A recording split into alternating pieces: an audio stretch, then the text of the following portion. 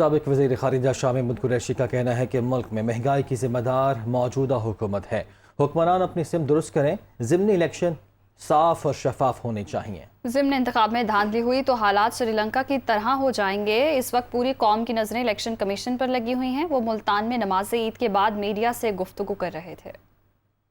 ایسی حالت پاکستان میں پیدا ہو لیکن ہم اس کے قریب تر جا رہے ہیں۔ آپ نے دیکھا کہ پاکستان کی معیشت اس وقت شدید دباؤ میں ہے اور ہر شہری پریشان ہے۔ بجٹ میں بڑے سخت اقدامات اٹھائے گئے ہیں، نئے ٹیکسز لگائے گئے ہیں، پیٹرول ڈیزل کی قیمت بڑھائی گئی ہے، گیس کی قیمت بڑھائی گئی ہے، بجلی کے نرخ بڑھائے گئے ہیں، خوردنی اشیاء جو ہیں وہ آسمان کو چھو رہی ہیں۔ ٹیکسٹائل سیکٹر نے اعلان کر دیا ہے کہ عید کے بعد وہ اپنے کارخانے بند کر رہے ہیں کیونکہ ان کے پاس گیس کی سپلائی بند ہو گئی ہے۔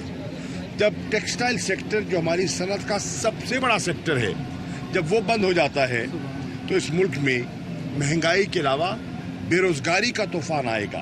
اور اس کا ذمہ دار کون ہے؟ اس کے ذمہ دار آج کے حکمران ہیں۔